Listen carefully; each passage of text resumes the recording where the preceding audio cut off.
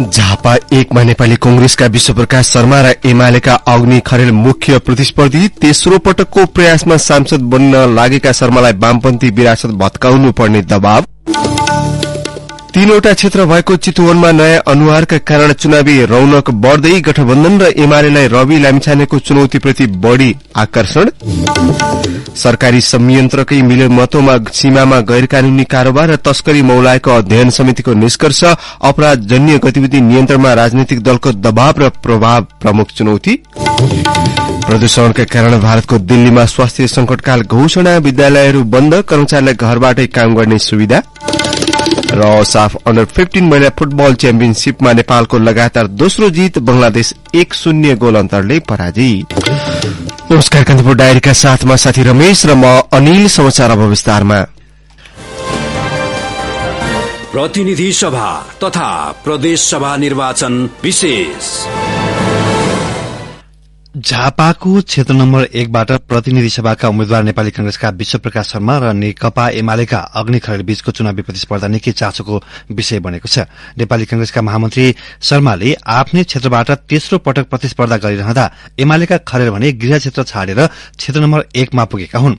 शर्मालाई वामपन्थी विरासत भत्काउनु पर्ने चुनौती छ भने खरेलका लागि गठबन्धनका साझा उम्मेद्वारलाई पन्छाउनु पर्ने बाध्यता छ। विद्यार्थी राजनीति हुँदै कंग्रेसको महामन्त्री भएका विश्वप्रकाश शर्मा र कानून व्यवसायको पृष्ठभूमि भएका पूर्व मन्त्री अग्नि खरेल बीचको प्रतिस्पर्धा झापाको क्षेत्र नम्बर 1 मा प्रमुख दलहरूका लागि प्रतिष्ठाको विषय बनेको छ। 2070 सालको दोस्रो संविधान सभा र 2074 सालको प्रतिनिधि सभा निर्वाचनमा पराजित भएका कंग्रेसका शर्मा लगातार तेस्रो पटक चुनावी प्रतिस्पर्धामा छन्। युवा माझ लोकप्रिय छवि बनाएका उनी यसपटक आफूलाई सफलता प्राप्त हुने बताउँछन्। आफ्नो पक्षमा नतिजा आउनेमा शंका नरहेको दावी गर्दै शर्माले भने 70 सालको निर्वाचन मेरो लागि परिचयको निर्वाचन, 74 सालको निर्वाचन मेरो लागि अनुभवको निर्वाचन र 79 सालको निर्वाचन मेरो लागि परिणामको निर्वाचन हुन्छ। यो मेरो आत्मविश्वास जति हो त्योभन्दा बढी यो क्षेत्रका मतदाताको विश्वास। मैले अन्त पनि जानुहुन्न र मैले समानुपातिक पनि बस्नु। मसँग केवल सांसद बन्ने मात्रै सपना भए त्यसरी जाँदा मन्त्री मात्रै बन्ने भए समानुपातिक हुन्छ। तर सांसद पनि बन्छु, अहिले मन्त्री पनि बन्छु र अबको दशकभित्र यो देशको प्रधानमन्त्री पनि बन्छु भन्ने दृढताकै लागि मैले आफ्नो माटो फेरि। कानून मन्त्री र महान्यायाधिवक्ता भइसकेका एमालेका खरेलले आफ्नो गृह क्षेत्र छाडेर आगामी चुनावका लागि झापा क्षेत्र नम्बर 1 रोजेका हुन्। झापा क्षेत्र नम्बर 2 बाट प्रतिस्पर्धाको तयारी गरे पनि उनले अन्ततः अघिल्लो पटक वामपन्थी उम्मेद्वारले जितेको 1 नम्बरबाट सांसद बन्ने योजना बनाएका छन्। उनै खरेल मतदाताले आफूलाई मत दिने विश्वस्त रहेकोले आफू अनुकूलको नतिजा बाहेकको गुन्जायस नै नरहेको दावी गर्छन्। मेरो अनुकूलको परिणाम आउँदैन भन्ने मलाई शंका छैन। 10 मनमा 1 मनमा पनि छैन। परिणाम नेकपा एमालेको पक्षमा आउँछ, किनभने विगत लामो समयदेखि नै त्यस्तो पनि छ। स्थानीय निकायको निर्वाचनमा यो गठबन्धनसँग हामीले निर्वाचन लडेकै हौं। 21 वटा मध्ये 14 वटा वडाहरू हामीले जितेकै हौं। करिब करिब हामीले 17 वटा त हामीले जितेका छौं 21 वटामा। नेकपा एमाले यो क्षेत्रमा लामो समयदेखि गरेका कामहरूको छाप यहाँ छ।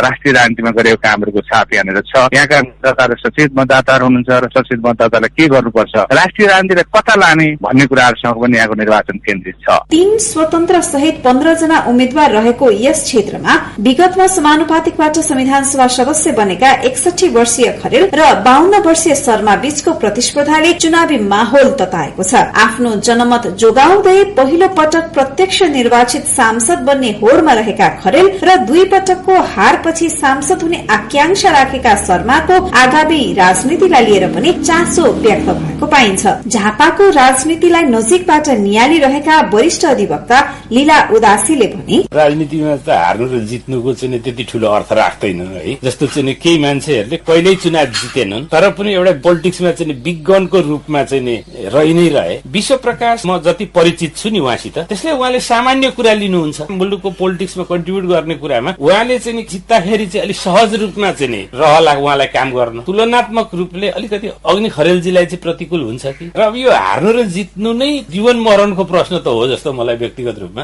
त्यति त्यति लाग्दैन। अब हेर्ने दृष्टिकोणमा नि भर पर्छ। झापा 1बाट जसपाकी राधा थापा, लोसपाका ओलिन राजवंशी, हाम्रो नेपाली पार्टीका ठण्ड बहादुर अधिकारी, नेपालका लागि नेपाली पार्टीका मुकुन्द दाहाल, मंगोल नेशनल अर्गनाइजेशनका सन्तोष तामाङ, संघीय लोकतान्त्रिक राष्ट्रिय मञ्चका पदममाया लिम्बू, राष्ट्रिय जनमुक्तिका चित्रहान जोवेगु र राष्ट्रिय स्वतन्त्र पार्टीका ओमनाथ भण्डारी लगायत उम्मेद्वार चुनावी प्रतिस्पर्धामा छन्। गठबन्धन र एमाले सहितका दल र उम्मेद्वारहरू विकास, समृद्धि, गरीबी निवारण, रोजगारी, स्वास्थ्य, शिक्षाको पहुँच लगायत एजेण्डा लिएर मतदाता माझ पुगिरहेका छन्। रेडियो कान्तिपुरका लागि अर्जुन राजवंशीका साथमा दिवा भट्टराई, झापा। 2074 सालको निर्वाचनमा सबै दलहरूले मुख्य एजेण्डा बनाएको सुदूरपश्चिम प्रदेशको राजधानीको विषय यो पटक पनि चर्चामा आएको छ। प्रदेशको राजधानी डोटीको दिपायलबाट सारेर कैलालीको गोदावरीमा लगिए पनि प्रदेश सभाका लागि भौतिक पूर्वाधार निर्माण भने हुन सकेको छैन। तैपनि कतिपय उम्मेद्वारले राजधानीको विषयलाई चुनावी मुद्दा बनाएका छन्। प्रदेश सभाको 2/3 मतले सुदूरपश्चिमको राजधानी कैलालीको गोदावरीमा सार्ने प्रस्ताव अनुमोदन गरे पनि प्रदेश सरकारले 5 वर्षसम्म राजधानी तोकिएको क्षेत्रको भोगाधिकार समेत लिन सकेको छैन। संविधान जारी भएपछि ती क्षेत्रका हरेक जसो नेताले आफ्नो चुनावी क्षेत्रमा भएको जिल्लामा राजधानी बनाउने आश्वासन बाँडिरहेका थिए। तर यो पटक निर्वाचनमा प्रदेश राजधानीको विषय केही ओझेलमा छ। अघिल्लो निर्वाचनमा डोटीमा प्रदेश राजधानी बन्नुपर्छ भनेर लबिङ गर्ने मध्ये एक हुन् एकीकृत समाजवादीका नेता प्रेमाले।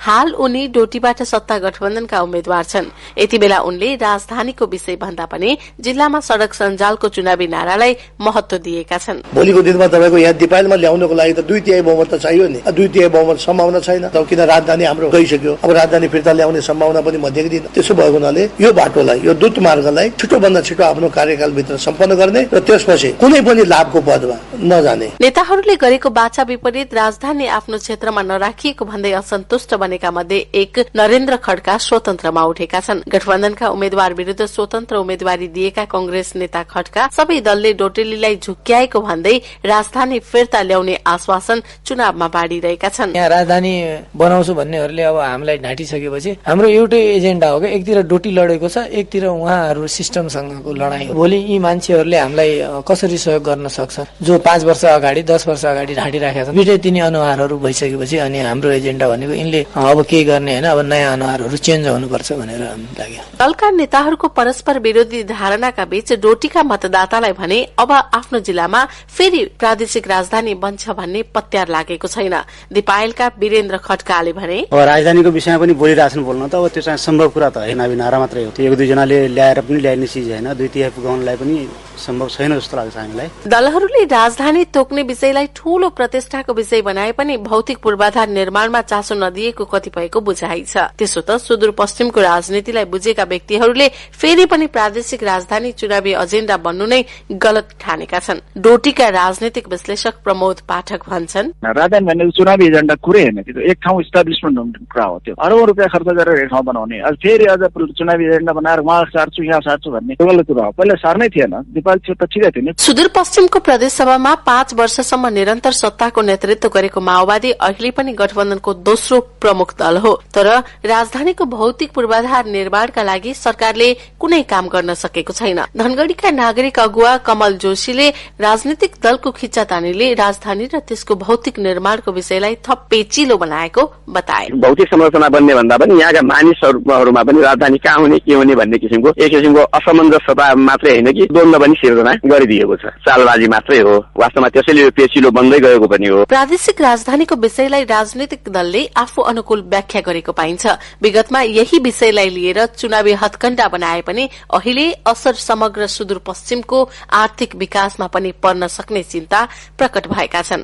कैलाली बहुमुखी क्याम्पसका प्राध्यापक डाक्टर राजेन्द्र वीर चन्द भन्छन्, समग्र अर्थतन्त्रको बाटोमा पनि यसले चाहिँ हाम्रो नकारात्मक प्रभाव त ल्याउँछ नि, किनकि यसले आर्थिक गतिविधिहरूलाई चलायमान गर्ने भने त सरकारी निर्णय नै हो। त्यो निर्णयहरूले गर्दाखेरि आर्थिक गतिविधिहरूको चलायमानमा चाहिँ के हुन्छ भने अवरोध सिर्जना हुन जान्छ। वाम लोकतान्त्रिक गठबन्धनबाट प्रदेशमा निर्वाचन लडिरहेका मुख्यमन्त्रीका दावेदार ठानिएका नेताहरू पनि राजधानी र त्यसको भौतिक पूर्वाधार निर्माणका विषयमा बोल्न चाहँदैनन्। त्यसैले प्रादेशिक राजधानीको विषय बल्झाउनुको साटो दलका नेताहरूले प्रदेशसभा र सरकारको कार्य सम्पादनलाई प्रभावकारी र दिगो बनाउने लगायत सही कदम चाल्ने अपेक्षा मतदाताहरूले राखेका छन्। रेडियो कान्तिपुरका लागि इन्द्रलक्ष्मी घिमिरे, डोटी। प्रधानमन्त्री शेरबहादुर देउवाले दार्चुलामा भाषण गरेर गुमेको भूभाग फिर्ता हुन नसक्ने भन्दै नेकपा एमाले अध्यक्ष केपी ओलीलाई बन्दुक लिएर सीमामा लड्न जान चुनौती दिनुभएको छ। प्रतिपक्षी दलका नेता ओलीले अस्ति शुक्रबार दार्चुलामा चुनावी सभालाई सम्बोधन गर्दै गुमेको भूभाग 1 इन्च पनि नछोडी फिर्ता ल्याउने दावी गर्दै सीमाको विषयमा देउवा मौन बसेको टिप्पणी गर्नुभएको थियो। प्रधानमन्त्री देउवाले डडेलधुराको भद्रपुरमा हिजो आयोजित चुनावी सभालाई सम्बोधन गर्दै ओलीलाई जवाफ फर्काउनु भएको हो। एमाले अध्यक्ष ओलीप्रति लक्षित गर्दै देउवाले भाषण गरेर फिर्ता हुने भए काठमाडौँमै भाषण गरे हुने भन्दै आक्रोश समेत पोख्नुभयो। देउवाले कूटनैतिक माध्यमबाट मात्र नेपालले गुमेको भूभाग फिर्ता ल्याउनु बाहेक अर्को विकल्प नभएको बताउनुभयो।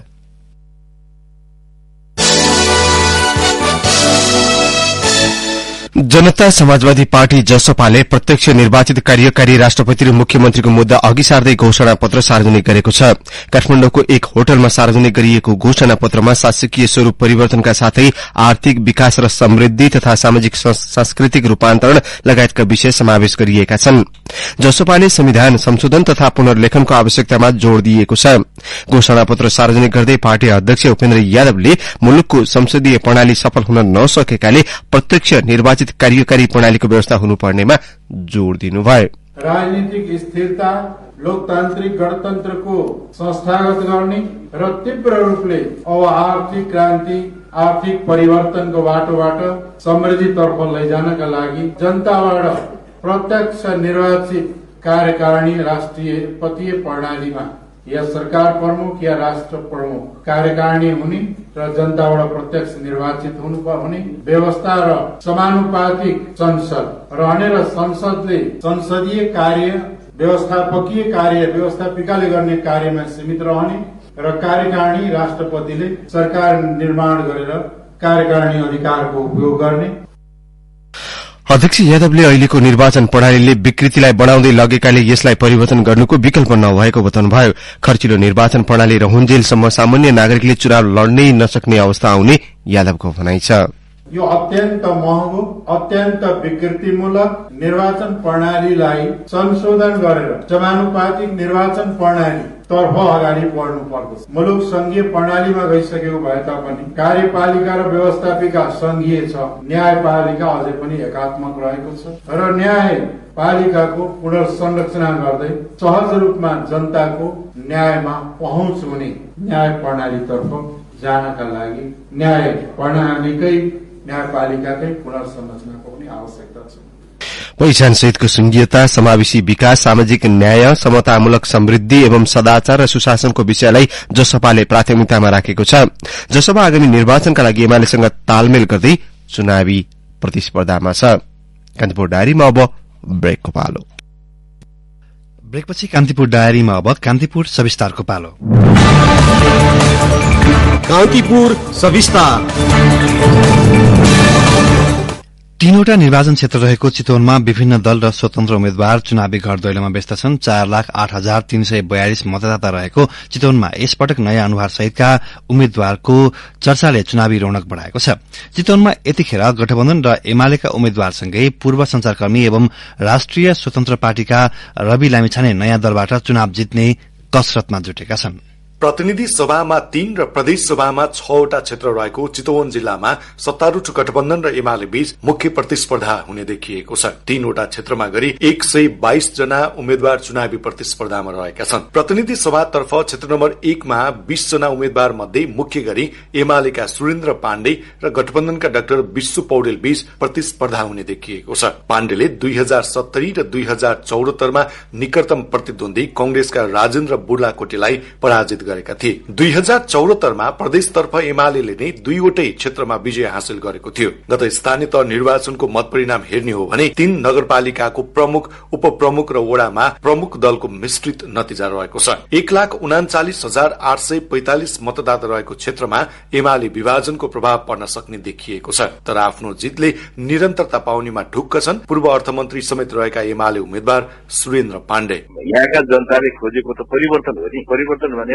मान्छेको होइन, यहाँको जीवन स्तरमा परिवर्तन, यहाँको विकासमा परिवर्तन, यसको अर्को माथि कुरा खोजेका जोसँग त्यो भिजन छ, जोसँग त्यो दृष्टिकोण छ, जसले त्यो काम गर्दै आएको छ, त्यसलाई नै मान्छेले समर्थन गर्दछन्। र व्यक्तिको मात्रै बदलावले त केही पनि हुँदैन नि। हामीले धेरैचोटि भन्ने गरेका छौँ, व्यवस्था बदलियो, अवस्था बदलिएन, या व्यक्ति बदले, परिस्थिति बदलिन सकेन भनेर जे कुराको हामीले गुनासो गरिरहेका थियौँ। यदि एजेन्डाको कुरा छोडेर व्यक्तिको कुरामा गयौँ भने त्यसले कुनै पनि परिवर्तन ल्याउँछ जस्तो मलाई लाग्दैन। म आफै व्यक्तिगत रूपले लगातार म लागिरहेको छु। म आफू अर्थमन्त्री भएको हिसाबले पार्टीको उच्च जिम्मेवारीमा पुगेको व्यक्ति, सम्भवतः अहिले चितवनमा भएका नेताहरूमा सबैभन्दा माथिल्लो पहुँचमा विभिन्न पार्टीको तुलना गर्दा नि म नै त्यो ठाउँमा छु। हिजो प्रचण्डजी हुनुहुन्थ्यो पार्टीको अध्यक्ष, पनि उहाँ रहनु भएन भनेपछि चितवनको नेतृत्व गर्नको लागि त्यो नेतृत्वमा पहुँच हुने कुराले पनि निकै ठूलो परिवर्तन गर्दो रहेछ। यो चिज पनि यहाँका जनताले राम्ररी हेक्का गरेका छन् भन्ने लाग्छ। चितवन 2 मा चुनावी सरगर्मी अन्य क्षेत्रभन्दा फरक छ। खास गरी राष्ट्रिय स्वतन्त्र पार्टीबाट उम्मेद्वार भएका रवि लामिछानेको लोकप्रियताले गठबन्धनका उम्मेद्वार उमेश श्रेष्ठ, एमालेका कृष्ण भक्त पोखरेल र राप्रपाका रविन अधिकारीलाई चुनौती थप्ने अनुमान गरिएको छ।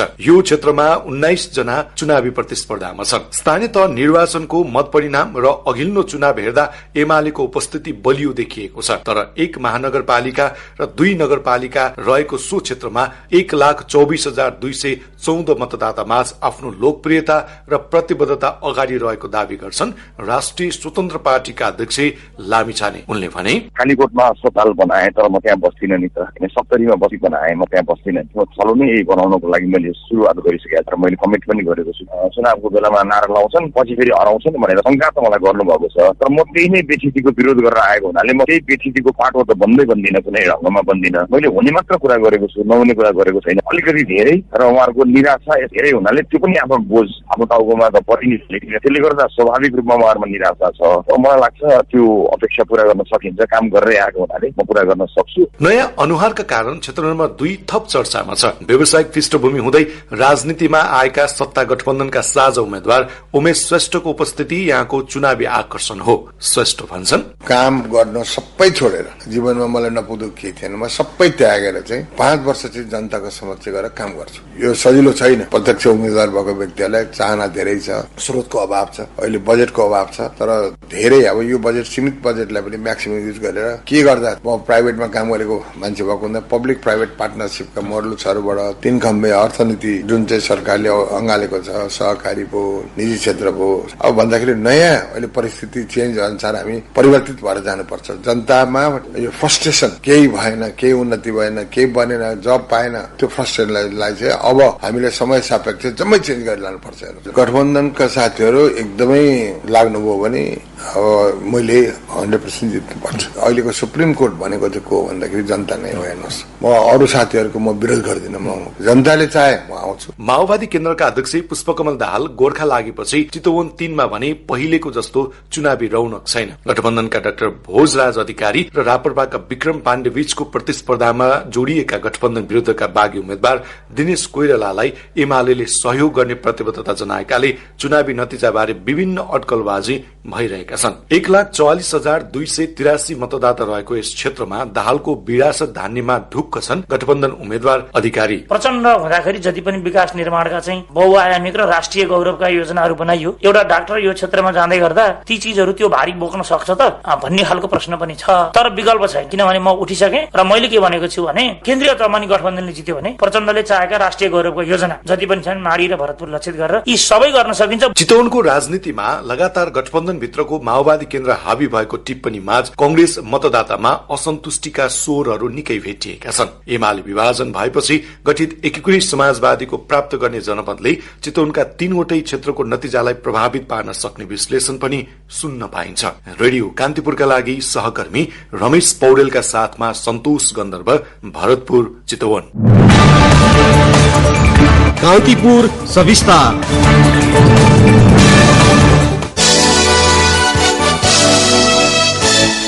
सरकारद्वारा गठित अध्ययन समितिले सरकारी संयन्त्रकै मिले मतोमा सीमा क्षेत्रमा गैर कानूनी आर्थिक कारोबार र तस्करी मौलाएको निष्कर्ष निकालेको छ।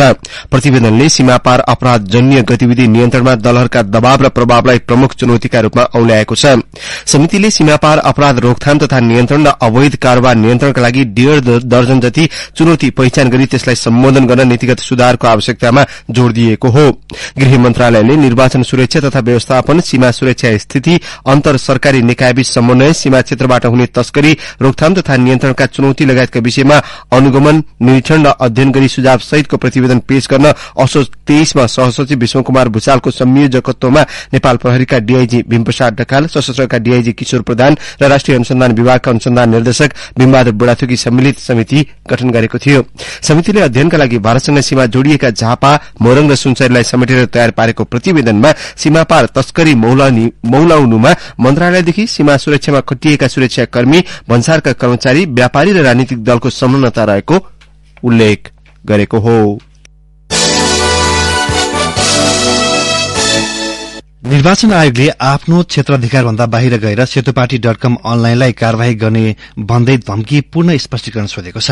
अनलाइनमा प्रकाशित समाचार 24 घण्टाभित्र हटाउन आयोगले निर्देशन समेत दिएको छ। संचार माध्यमको नियमन र अनुगमन गर्ने जिम्मेवारी पाएको प्रेस काउन्सिलको अधिकारमाथि हस्तक्षेप गर्दै आयोगले समाचार हटाउन ठाडो निर्देशन गरेको हो।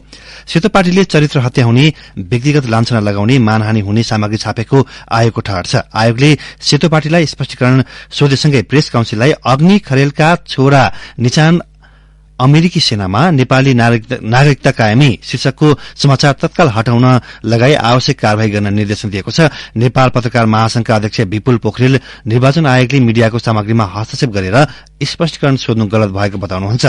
मीडियालाई स्पष्टीकरण सोध्ने अधिकार प्रेस काउन्सिललाई मात्रै भएको उहाँले बताउनुभयो। सेतुपाटीका प्रधान सम्पादक अमित ढकालले आयोगको निर्णय दुर्दैवपूर्ण भएको बताउनुभयो।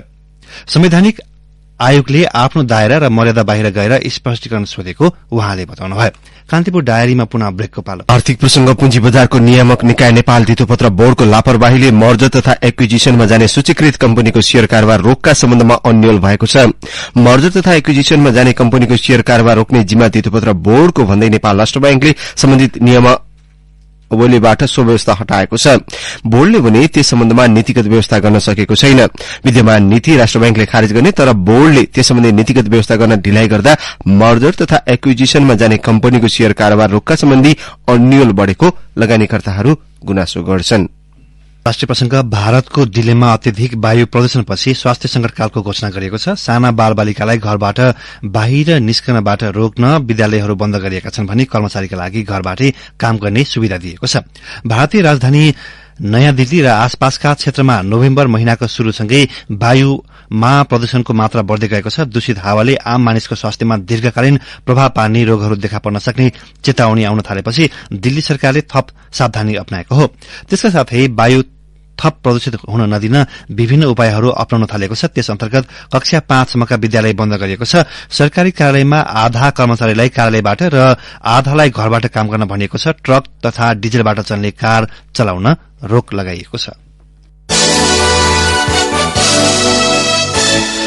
अब एउटा खेल प्रसंग साफ अन्डर 15 महिला फुटबल च्याम्पियनशीपमा नेपाल दोस्रो जित दर्ता गर्ने क्रममा नेपालले हिजो घरेलु टोली बंगलादेशलाई हराएको छ। बंगलादेशको ढाका स्थित मोस्ताफा कमल रंगशालामा नेपालले फरवार्ड वर्षा ओलीको गोलमा 1-0 को जित दर्ता गरेको हो। वर्षाले खेलको 87औं मिनेटमा गरेको गोल नै निर्णायक साबित भयो। यसअघि नेपालले पहिलो खेलमा भुटानलाई 7-0 ले हराएको थियो। 3 राष्ट्र सहभागी यस प्रतियोगितामा डबल राउण्ड रोबिन पद्धतिमा खेलाइएको छ। लीगको अन्त्यमा सर्वाधिक अंक जोड्ने टोलीले प्रतियोगिता जित्नेछ। नेपालले अब भुटान र बंगलादेशसँग नै प्रतिस्पर्धा गर्नेछ। नेपालले आगामी बुधबार भुटानलाई पराजित गरेर शुक्रबार बंगलादेशलाई बराबरीमा रोक्यो भने मात्रै पनि उपाधि जित्नेछ। अब मौसम सम्बन्धी जानकारी। मुलुकका पहाड़ी भूभागमा आंशिक बदली रही बाँकी भूभागमा मौसम सामान्यतया सफा रहने जल तथा मौसम विज्ञान विभागले जनाएको छ। साथै केही पहाड़ी भूभागमा हल्का वर्षाको सम्भावना रहेको विभागको अनुमान छ। केही बेर अघि 12 डिग्री सेल्सियस मापन गरिएको काठमाडौँ उपत्यकाको अधिकतम तापक्रम आज 23 डिग्री सेल्सियस पुग्नेछ। सूर्योदय बिहान 6 बजेर 18 मिनटमा भयो भने सूर्यास्त भरे साँझ 5 बजेर 15 मिनटमा हुनेछ। हवस्, प्रसंग सहित कानपुर डायरीको यो बुलेटिन अहिलेलाई यही सकिन्छ। साथी रमेश र म अनिल विदा माग्छौं। नमस्कार।